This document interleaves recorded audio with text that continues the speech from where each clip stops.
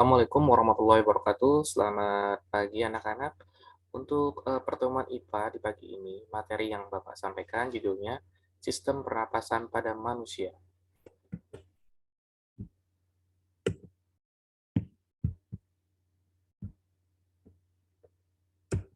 Adapun tujuan pembelajarannya, yang pertama, peserta didik memahami sistem pernapasan pada manusia. Yang kedua, peserta didik dapat mengetahui organ pernapasan. Yang ketiga, peserta didik dapat memahami mekanisme sistem pernapasan pada manusia. Tahukah kamu, coba kalian bayangkan ketika kamu bernapas ke cermin atau jendela, apa yang terjadi? Ayo, apa? Nah, ketika kamu menghirupkan udara atau bernapas ke cermin atau jendela, itu kamu sedang melakukan proses pernapasan, ya. Apa sih proses pernapasan itu? Itu proses menghirup oksigen dan mengeluarkan karbon dioksida dan uap air. Nah, yang menempel di jendela itu berupa embun, yaitu uap air. Pertukaran ini menghasilkan energi. Di dalam organ pernapasan manusia, ini terdapat rongga hidung, rongga mulut, faring, laring, trakea, paru-paru, kemudian ada bronkus, ada bronkiolus, dan alveolus. Organ pernapasan yang pertama itu rongga hidung atau biasa disebut nasal cavity. Ini terdapat rambut halus yang berfungsi untuk menyaring udara yang masuk, kemudian terdapat lendir yang berfungsi untuk menangkap kotoran yang masuk bersama udara. Nah, ketika udara kita hirup, ini disaring dulu menggunakan rambut halus ya agar udara yang kita hirup ini bersih ya. Oke. Kemudian ada faring dan laring. Faring yaitu persimpangan antara tenggorokan dan esofagus atau kerongkongan. Laring ini terdapat epiglotis dan pita suara. Epiglotis ini menutup trakea saat kita menelan. Kemudian ada trakea. Ini terdapat di depan esofagus, di daerah leher yang terdiri atas gelang-gelang tulang rawan. Di dada bercabang menjadi dua bronkus ya, yaitu bronchiolus. Kemudian paru-paru bagian luar, paru-paru ini terdapat paru-paru kiri dan paru-paru kanan. Di paru-paru kiri ini terdapat lobus superior dan lobus inferior. Sedangkan pada paru-paru kanan ini ada lobus superior, lobus medius, dan lobus inferior.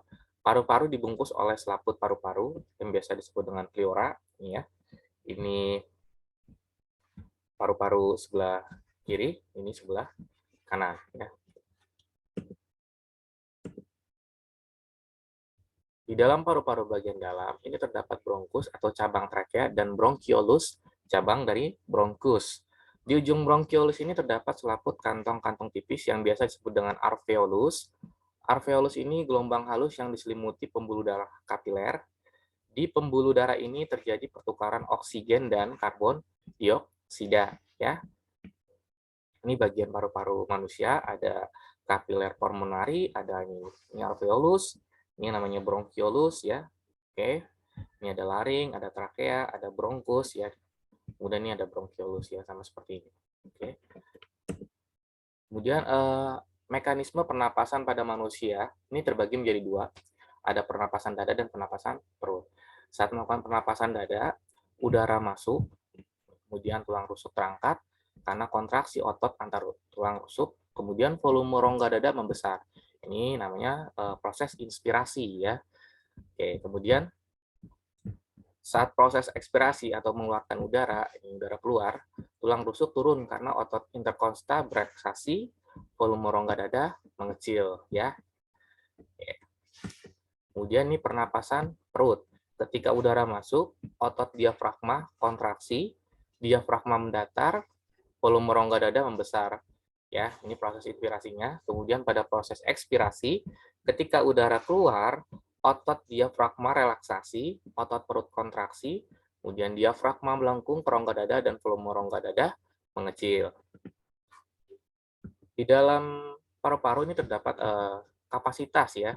Yang pertama ada volume tidal. Udara yang dihirup atau dihembuskan saat pernapasan normal sekitar 500 cc ya. Kemudian ada udara komplementer inspirasi, udara yang masih bisa dihirup maksimum setelah inspirasi normal sebesar 1.500 cc. Kemudian ada udara cadangan atau ekspirasi, udara yang masih dihembuskan maksimum setelah ekspirasi normal sebesar 1.500 cc.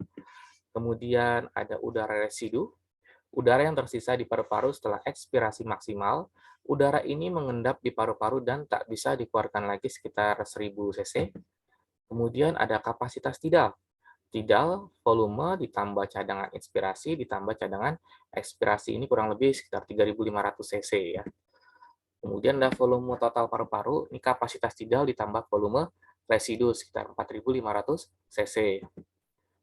Adapun gangguan saluran pernapasan, terutama influenza, ini infeksi virus pada saluran pernapasan, pencegahannya memakai masker, mencuci tangan, dan makan makanan yang bergizi. Ya.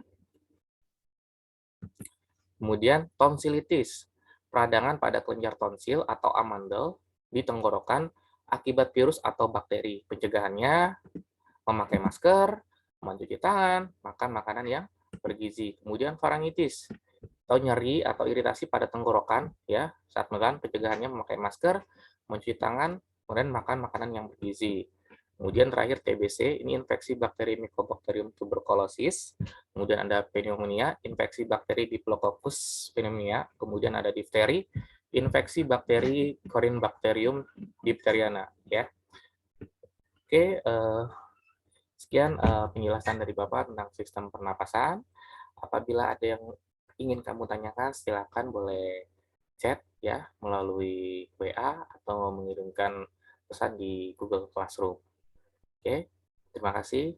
Wassalamualaikum warahmatullahi wabarakatuh.